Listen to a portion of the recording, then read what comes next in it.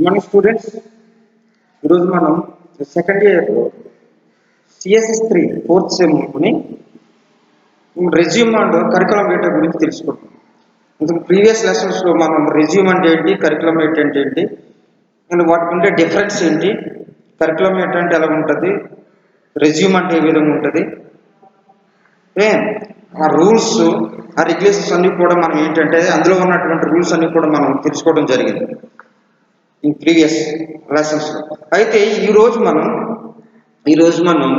Resume యొక్క examples ఎలా ఉంటుంది, ఆ రెజ్యూమ్ ఏ విధంగా రాయాలి, రెజ్యూమ్ ఏ విధంగా తయారు చేయాలి, మనం తయారు చేసే విధానం, మనం రాసే విధానం రెజ్యూమ్ అనే విషయాన్ని మనం తెలుసుకోబోతున్నాం.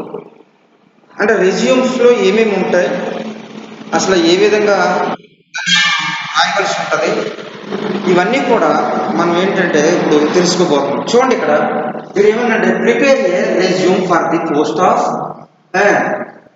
రిసెప్షనిస్ట్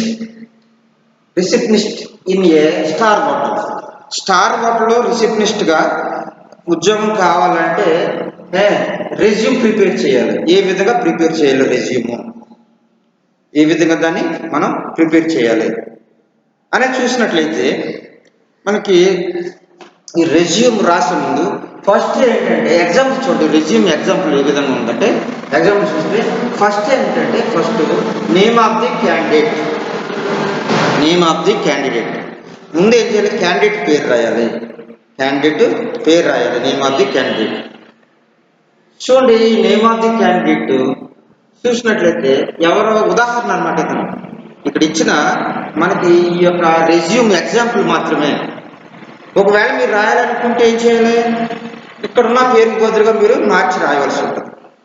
అంటే you have to change the name. అదే నేమ్ ఆఫ్ ది క్యాండిడేట్ ఎవరు, ఇక్కడ ఏ పుల్లారావు ఇక్కడని ఎగ్జాంపుల్ ఇచ్చాడు. కాకపోతే మీరేం చేసుకుంటారంటే మీ పేరు మీరు ఇక్కడ మెన్షన్ చేసుకోవాల్సి ఉంటుంది, పుల్లారావు. తర్వాత సెకండ్ పాయింట్ చూసుకుంటే రెండోది సెకండ్ రాసేది ఏమిటంటే అడ్రస్ ఫర్ కమ్యూనికేషన్.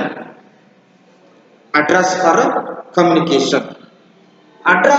ఏ విధంగా రాయాలి చూసినట్లయితే, అంటే మీరు రాసేటప్పుడు మీ అడ్రస్ అక్కడ మెన్షన్ చేయవలసి ఉంటుంది, మీ పేరు ఉంటుంది, మీ అడ్రస్ని అక్కడ మెన్షన్ చేయవలసి ఉంటుంది, రాయవలసి ఉంటుంది.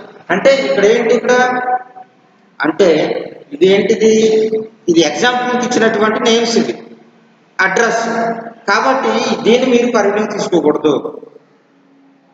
ఏంటంటే మీరు మీ ఇక్కడ రాయవలసిన ఈ డీటెయిల్స్లో మీ డీటెయిల్స్ రాయవలసి ఉంటుంది, అది ఇక్కడ చెప్పేది. అందుకంటే చూడండి, అడ్రస్ ఫర్ కమ్యూనికేషన్ ఏముందంటే A Pullarao son of B Vasurao, flat number ఉంటే ఫ్లాట్ నెంబర్. అంటే అతను ఎవరో రెజ్యూమ్ ఎవరైతే అప్లై చేస్తున్నారో, రెజ్యూమ్ ఎవరైతే రాస్తున్నారో వాళ్ళ పేరు, వాళ్ళ తండ్రి పేరు, సన్ ఆఫ్ తండ్రి అయితే తండ్రి, లేకపోతే మదర్, తండ్రి లేకపోతే మదర్, ఇక్కడ రాసుకోవచ్చు. Son of B Vasurao, flat number 108,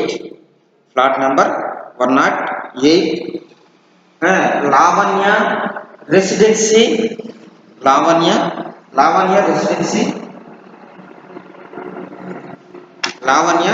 residency, Prakash Nagar Guntur. ఇదేంటంటే అడ్రస్ ఫర్ కమ్యూనికేషన్. అడ్రస్ ఏముంటుంది ఏంటనేది అడ్రస్ ఫర్ కమ్యూనికేషన్ అన్నమాట. ఇది ఫస్ట్ ఏంటి, నేమ్ ఆఫ్ ది క్యాండిడేట్ పేరు రాయాలి, మీ పేరు రాసుకోవాలి. అడ్రస్ ఫర్ కమ్యూనికేషన్ అంటే మీ కమ్యూనికేషన్ కోసం మీ అడ్రస్ రాయాలి. రెండోది కమ్యూనికేషన్ కోసం మీ అడ్రస్ రాయవలసి ఉంటుంది. తర్వాత థర్డ్ ఫోర్త్ మిగతా రూల్స్ అని చూద్దాం. తర్వాత చూడండి ఏమడిగాడంటే ఫస్ట్ ఏమేమి అడిగాడు, నేమ్ ఆఫ్ ది క్యాండిడేట్, తర్వాత అడ్రస్ ఫర్ కమ్యూనికేషన్ అడిగాడు. థర్డ్ ఏం అడుగుతున్నాడు, కాంటాక్ట్ మొబైల్ నెంబర్. మీరు ఏం చేయాలంటే మీ కాంటాక్ట్ మొబైల్ నెంబర్ రాయవలసి ఉంటుంది. ఈ రెజ్యూమ్ రాసేటప్పుడు మీ కాంటాక్ట్ నెంబర్. ఇక్కడ ఇదో ఉదాహరణగా రాసాము ఇక్కడ. ఇక్కడ మీరు ఏం చేయాలంటే మీరు కాంటాక్ట్ మొబైల్ నెంబర్ రాయవలసి ఉంటుంది. అంటే first name of the candidate and address for communication and third contact mobile number ఉంటుంది. Third contact mobile number. ఇవన్నీ డెఫినెట్గా ఉండవలసింది కాంటాక్ట్ మొబైల్ నెంబర్. తర్వాత డేట్ ఆఫ్ బర్త్, మీ డేట్ ఆఫ్ బర్త్ కూడా అక్కడ రాయవలసి ఉంటుంది. Date of birth, contact mobile number ఉంటుంది, డేట్ ఆఫ్ బర్త్. అలాగే ఫర్ ద పోస్ట్ దేనికి అప్లై చేస్తున్నావు నువ్వు, పోస్ట్ దేనికి, ఏ పోస్ట్కి నువ్వు అప్లై చేస్తున్నావు, రెజ్యూమ్ తయారు చేస్తున్నావు. ఏ పోస్ట్కి నువ్వు రెజ్యూమ్ తయారు చేస్తున్నావు అంటే ఇక్కడ ఉంది కదా ఏంటంటే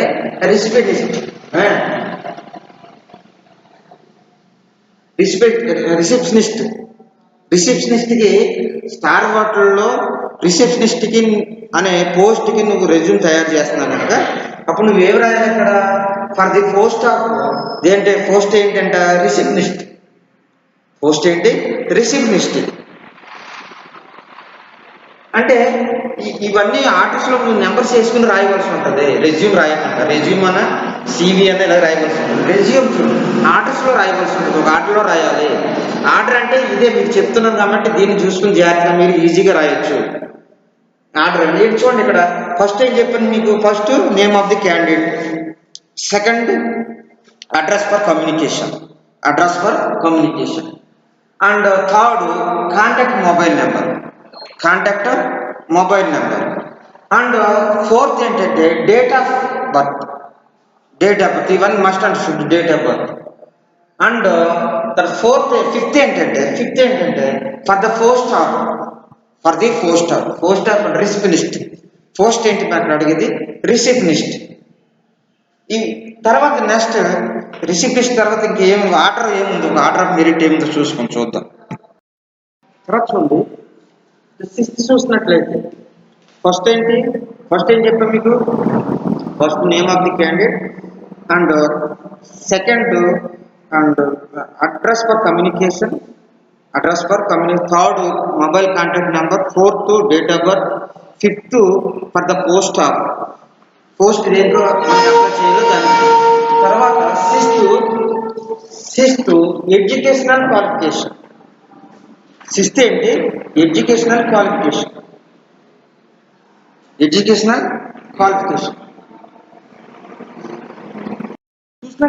చూసినట్లయితే ఎడ్యుకేషనల్ క్వాలిఫికేషన్లో ఏముంటుంది, ఎడ్యుకేషనల్ క్వాలిఫికేషన్ అంటే ఎవరో ఈయనెవరో పుల్లారావు. ఈ పుల్లారావు యొక్క ఎడ్యుకేషన్ క్వాలిఫికేషన్ అంటే ఆయన ఇక్కడ ఉదాహరణ మీకు ఎగ్జాంపుల్ చెప్తున్నాను కనుక మీ యొక్క ఎడ్యుకేషన్ క్వాలిఫికేషన్ రాసుకోవాల్సి ఉంటుంది. ఇక్కడ మీ ఎడ్యుకేషన్ ఏమేమి చదివారు ఏంటంటే ఇక్కడ చూడండి ఏమి ఇచ్చాడో, MBA from Andhra university Vizag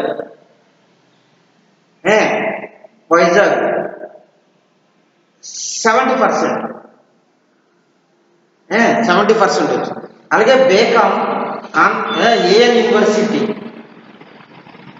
ఓకేనా, బేకామ్ AN university SSN degree college, AN యూనివర్సిటీలో బేకామ్ SSN డిగ్రీ కాలేజీలో చదివి నర్సరావుపేట గుంటూరు. ఇక్కడ 70% వచ్చింది. ఇక్కడ ఏంటి 80% ఇంటర్మీడియట్ 80% వచ్చింది. ఎక్కడ చదివాడు అంటే ఏం చేయాలి, మీ యొక్క కాలేజీ ఎక్కడెక్కడ చదవో కాలేజీ పేరు, తర్వాత పర్సంటేజ్ అనేది ఇక్కడ ఏంటంటే మనకు క్లియర్గా రాయవలసి ఉంటుంది. అందుకే చూడండి for MBA from Andhra university Vizag తర్వాత వైజాగ్ 70% వచ్చింది. అలాగే బేకామ్ ఎక్కడ చదివాడు AN యూనివర్సిటీ SSN డిగ్రీ కాలేజ్లో ఏ యూనివర్సిటీ పరిధి అనమాట, నరసరావుపేట గుంటూరు. ఎంత 80% వచ్చింది. Intermediate Krishnaveni junior college Narasaraopet 91% వచ్చింది. అంటే MBAలో 70% వచ్చింది ఇతనికి. అలాగే డిగ్రీలో 80% వచ్చింది. ఇంటర్మీడియట్లో ఎంత వచ్చింది 91% వచ్చింది. ఇంటర్మీడియట్లో 91% వచ్చింది. ఇది క్వాలిఫికేషన్ ఎడ్యుకేషన్.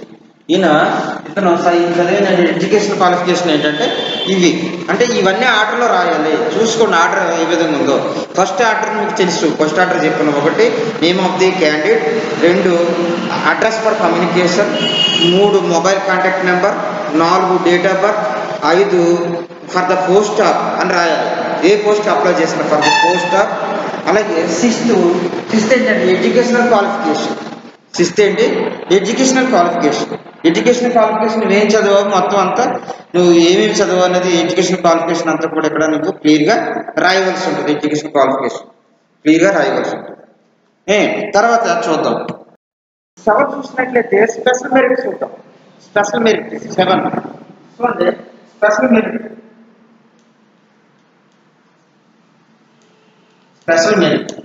ఈ స్పెషల్ మెరిట్లో ఏముంటుంది? స్పెషల్ మెరిట్లో చూసినట్లయితే ఇక్కడ ఏమి ఇచ్చాడు చూడండి. స్పెషల్ మెరిట్లో I have a natural fair. ఇక్కడ ఏమని రాయాలి? I have a natural fair. I have a natural fear for convincing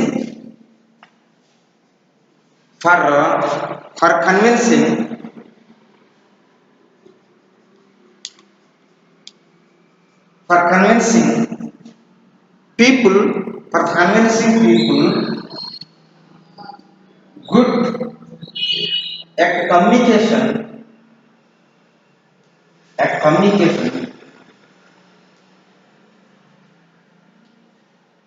people at communication communication skills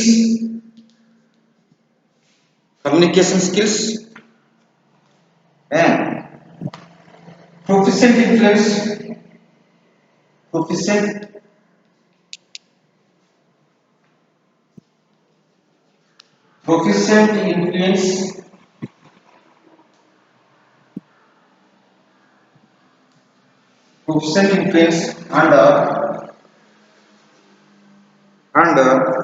and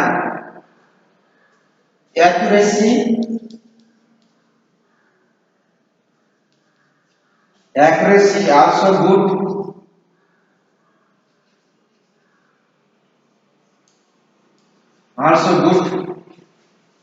Accuracy also good at PR and HR.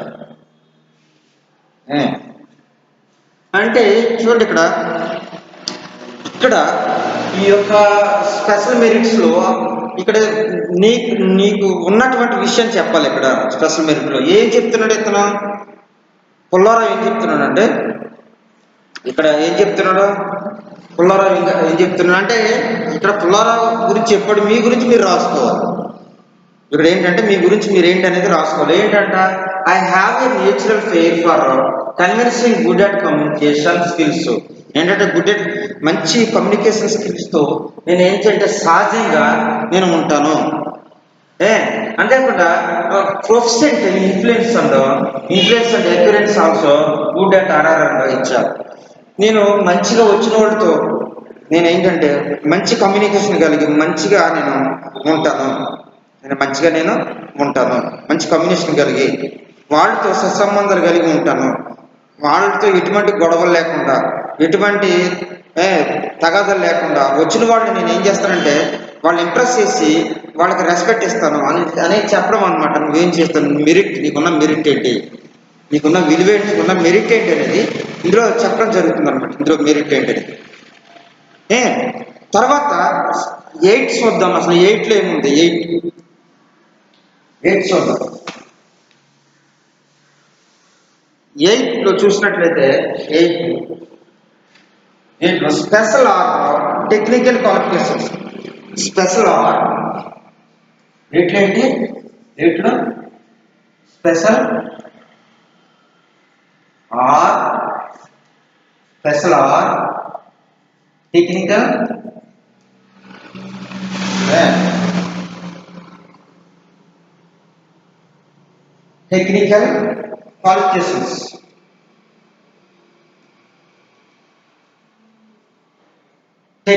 qualifications. Special or technical qualifications. ఈ special or technical qualifications ఏంటి చూద్దాం. ఇంకా technical qualifications ఏమైనా ఉంటే నువ్వు రాసుకోవాల్సి ఉంటుంది. Technical ఏమేమి technical qualifications ఉన్నాయో అన్ని రాసుకుంటే ఇక్కడ ఈ పుల్లారావుకున్న టెక్నికల్ క్వాలిఫికేషన్ ఏంటి చూసి ఇవే రాయకూడదు. మీరు అంటే మీకు ఓన్గా మీరు రాసుకోవటమే రెజ్యూమ్ అనేది మీ ఓన్గా తయారు చేసుకోవటం. చూడండి ఇక్కడ ఎంఎస్ ఆఫీస్, ఎంఎస్ ఆఫీస్ అతను టెక్నికల్లో స్పెషల్ టెక్నికల్ క్వాలిఫికేషన్స్ అంటే ఏంటంటే ఎంఎస్ ఆఫీస్ ఉంది. ఎంఎస్ ఆఫీస్ ఆఫీస్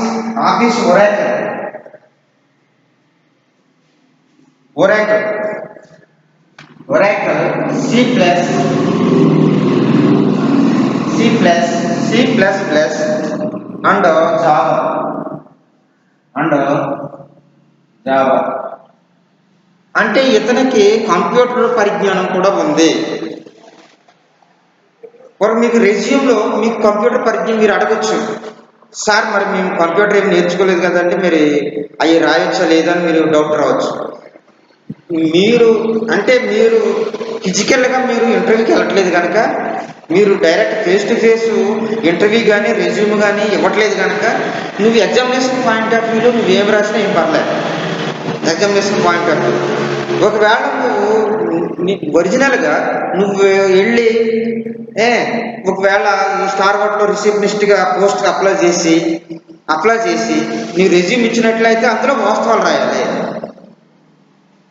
అందులో ఏమి రాయాలి? వాస్తవాలు రాయాలి.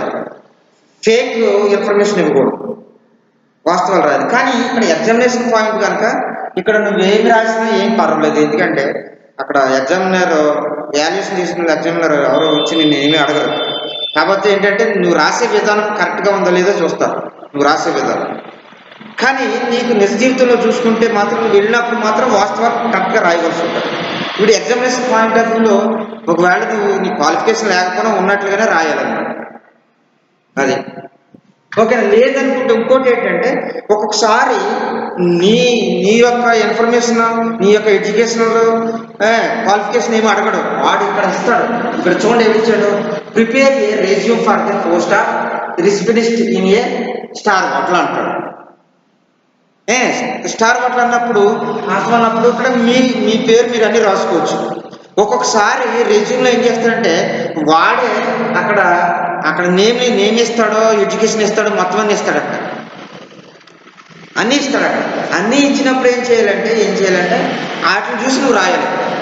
అంటే కరికులం మేటర్లో కానీ రెజ్యూమ్లో కానీ వాడు ఏదైతే మేటర్ ఇచ్చాడో, వాడు ఏమేమైతే అడుగుతున్నాడో దాన్ని నువ్వేం చేయాలంటే ఇక్కడ రెజ్యూమ్లో చూపించాలి. వాడు పైన అడిగినటువంటి వాటిని రెజ్యూమ్లో చూపించాలి. ఇప్పుడు ఇక్కడ ఏంటి, ఎవరి పేరు ఇవ్వలే. ఇక్కడ చూడండి, prepare a resume for the post of receptionist in a star hotel అంటే ఎవరి పేరు ఇవ్వలేదు, ఏమి ఇవ్వలేదు. కాబట్టి అటువంటిప్పుడు నువ్వు ఓన్గా నీ నేమ్ పెట్టి నీ అడ్రస్తో నీ క్వాలిఫికేషన్ పెట్టి రాసుకోవచ్చు. ఒకవేళ వాడు అక్కడ ఇచ్చాడు అంటే ఎవరో ఒక నేమ్ ఇచ్చి, ఒక వ్యక్తి యొక్క పేరు ఇచ్చి, వారి యొక్క ఎడ్యుకేషను, వాళ్ళ యొక్క address, communication for address, education, date of birth అవన్నీ ఇచ్చాడంటే అవన్నీ నువ్వు రాయవలసి ఉంటుంది. రాయకూడదు, అతను డీటెయిల్స్నే నువ్వు రెజ్యూమ్ రూపంలో రాయాలి, లేకపోతే డీటెయిల్స్నే కరికులం మీటర్ల రూపంలో రాయవలసి ఉంటుంది. కరికులం రూపంలో రాయవలసి ఉంటుంది. అదే అనమాట. ఇక్కడ చూడ క్వాలిఫికేషన్ ఏంటి అంటే ఈ పుల్లారావు క్వాలిఫికేషన్ ఏంటి, MS office Oracle C++ and Java చదువు. C++ Java. తర్వాత 9 చూద్దాం. 9 పాయింట్స్ చూద్దాం. రెఫరెన్సెస్. 9 పాయింట్స్ చూస్తే రెఫరెన్స్ చూద్దాం. రెఫరెన్సెస్ కూడా రాయవలసి ఉంటుంది. రెఫరెన్స్ ఏంటంట, ప్రొఫెసర్ ఎక్కడ చదువు చూడాలి. Professor PV Rao,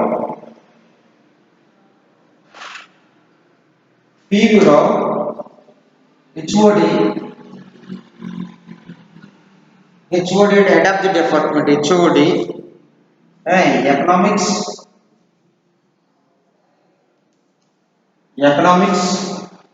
in Andhra University.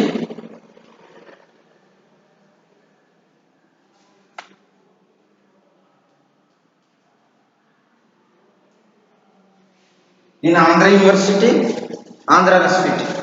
అంటే ఇక్కడ రెఫరెన్స్ మీకు హెడ్ ఎవరో, మీరు ఎక్కడ చదివారో, ఆయన ముఖ్యమైన వ్యక్తి ఎవరో అనేది ఇక్కడ కూడా మెన్షన్ చేయవలసి ఉంటుంది. అక్కడ కూడా మెన్షన్ చేయవలసి ఉంటుంది. అందుకే ఇక్కడ professor PV Rao, HOD economics in Andhra university. Andhra యూనివర్సిటీలో ఎకనామిక్స్ హెడ్గా అనమాట ఈయన పివి రావు గారు. ఆయన హెడ్. ఆయన రెఫరెన్స్ ఆయన చూపించారన్నమాట.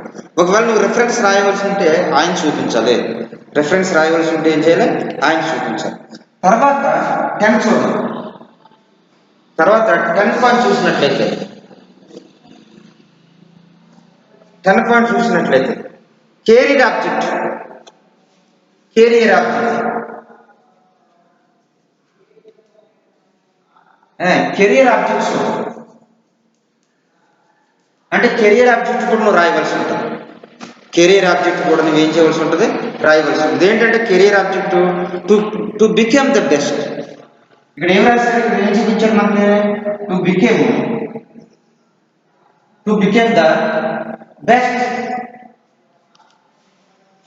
టు బికేమ్ ద అంటే మంచిగా ఉంటాం. నీ కెరీర్ ఆబ్జెక్ట్ ఏంటంటే నువ్వు అందరితో నువ్వు మంచిగా ఉంటాం, సఖ్యంగా ఉంటాం, కలగోలుపుతనంగా ఉంటాం. ఎందుకంటే ఇక్కడ రిసిప్లిస్ట్ కనుక అనేక వాళ్ళు రకరకాలైన కస్టమర్స్ వస్తూ ఉంటారు 5 స్టార్ హోటల్కి, స్టార్ హోటల్కి వచ్చినప్పుడు వాళ్ళందరినీ కూడా చాలా జాగ్రత్తగా డీల్ చేయవలసి ఉంటుంది. వాళ్ళతో సఖ్యంగా మాట్లాడవలసి ఉంటుంది. పేషెన్సీ అవసరం అన్నమాట. అంటే ఓపిక ఉండాలి, పేషెన్సీ అవసరం. ఆ పేషెన్సీ అవసరాన్ని బట్టి ఏం చేయాలి? పేషెన్సీ అవసరం అన్నమాట. అంటే ఓపిక ఉండాలి, ఓపిక ఉండాలి. ఉంటే అప్పుడు ఏంటంటే వచ్చిన కస్టమర్స్ని ఆకట్టుకోగలుగుతారు. అటువంటి వాళ్ళనే ఇటువంటి పోస్టుల్లోకి ఎంచుకుంటారు, ఇటువంటి పోస్టుల్లో సెలెక్ట్ చేస్తారు. ఏంటంటే చూడండి, కెరీర్ ఆబ్జెక్ట్ అంటే డు బికేమ్ ద బెస్ట్. మంచిగా ఉంటుంది, కెరీర్లో మంచిగా ఉంటుంది. కెరీర్ అంటే అతను వర్క్ అంతా కూడా ఎలా ఉండాలంటే బెస్ట్గా ఉండాలి. అతని వర్క్ అంతా కూడా ఎలా ఉండాలి? బెస్ట్గా ఉండాలి. తర్వాత చూడండి, ఇక్కడ తర్వాత చూద్దాం.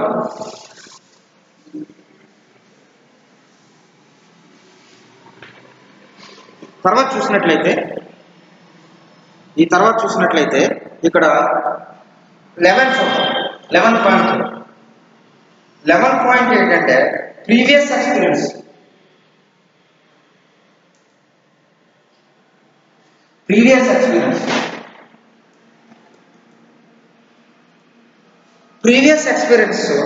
ఇంతకుముందు నువ్వు ప్రీవియస్ ఎక్స్పీరియన్స్ ఎక్కడైనా చేసినట్లున్నావా?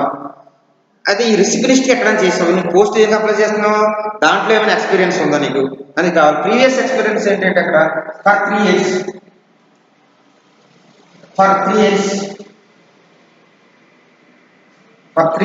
Experience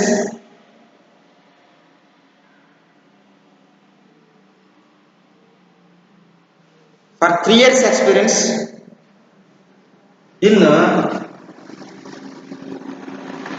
Star Hotel in Guntur.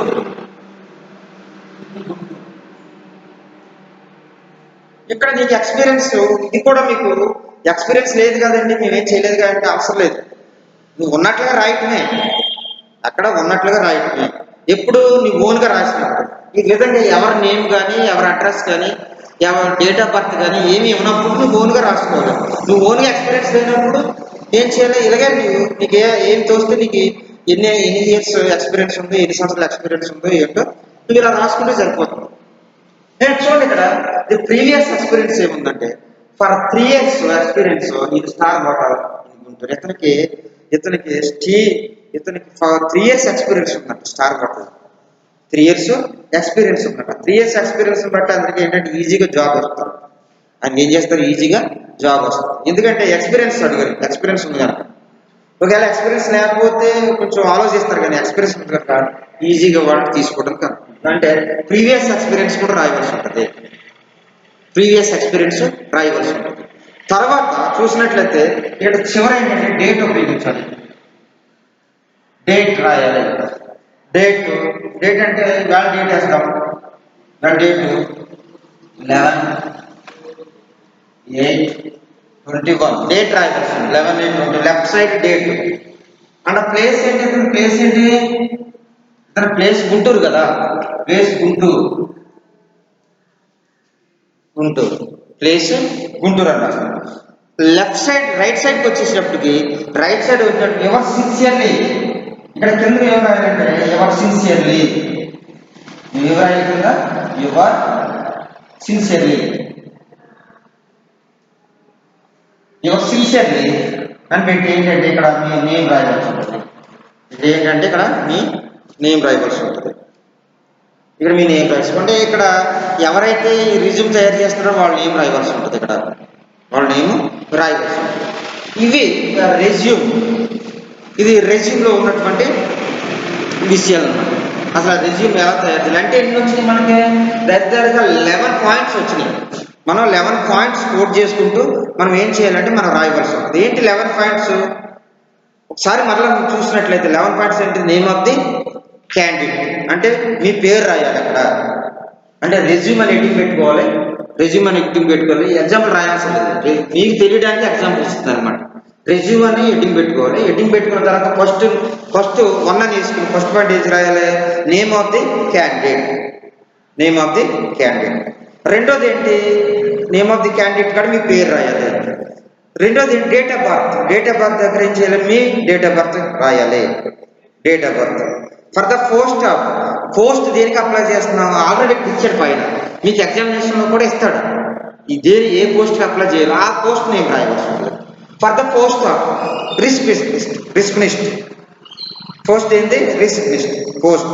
అలాగే ఎడ్యుకేషనల్ క్వాలిఫికేషన్, నీ ఎడ్యుకేషనల్ క్వాలిఫికేషన్ రాయవలసి ఉంటుంది.